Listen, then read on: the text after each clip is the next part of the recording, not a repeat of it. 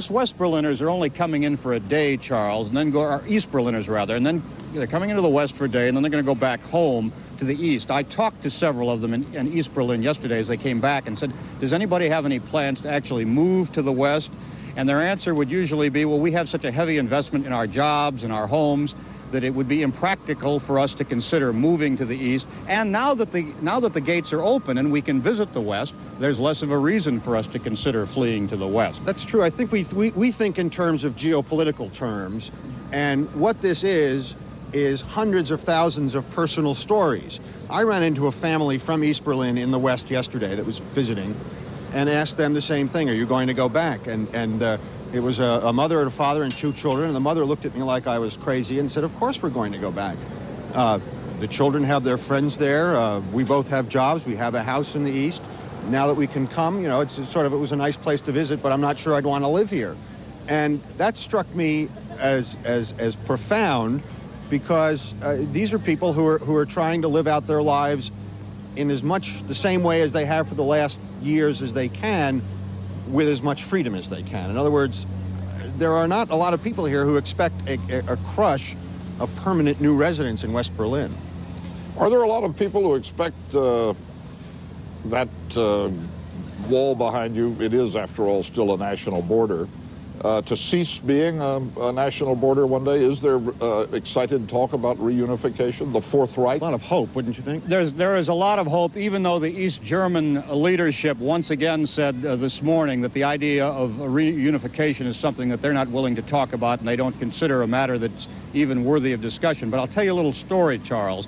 I was here yesterday morning when the police lines had not yet been organized to the extent that they are now. Now they're keeping people about 20 feet back from the wall, but right at this very spot, about 100 yards from where I'm standing now, crowds of West Germans gathered right up against the wall. And I saw something the likes of which I've never seen before. I saw people take sledgehammers and chisels and swing them until they dropped from exhaustion. And a West German would swing at the wall until he fell down, and he would then hand it to the next West German. Welcome to Face the Nation. I'm Leslie Stahl.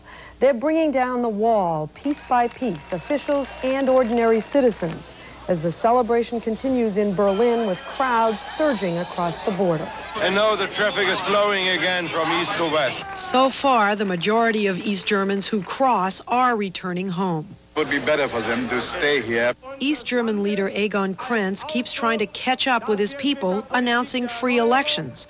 But he echoed Kremlin warnings that German reunification is out of the question, and so is departure from the Warsaw Pact. German Democratic Republic is our strategic ally.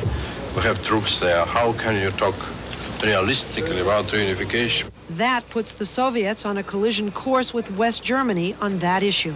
We are ready to build one nation, and we belong together. The prospect of a united Germany is sending shockwaves through the Western world as well. I think you're going much too fast. Much too fast. You have to take these things step by step and handle them very wisely. Rather than calling for more rapid change, President Bush prefers an orderly transition, suggesting East Germans not leave their country. I think a lot of Germans who have felt pent in and unable to move are going to say, look, we can move, but wouldn't it be better to participate in the reforms that are taking place in our own country? Can communism survive in East Germany? We'll ask Soviet spokesman Gennady Gerasimov and Burkhard Dobier from the West German government. And we'll have a discussion about the possibility of one Germany. The Soviet Empire, can it break up peacefully? An issue facing the nation. From reached through and shook hands, and it was a symbolic gesture of great emotional power. Before this, about 1 million Germans from the East poured into the West, marveling at the stores full of food, clothes, stereos, and goods seldom seen in the East.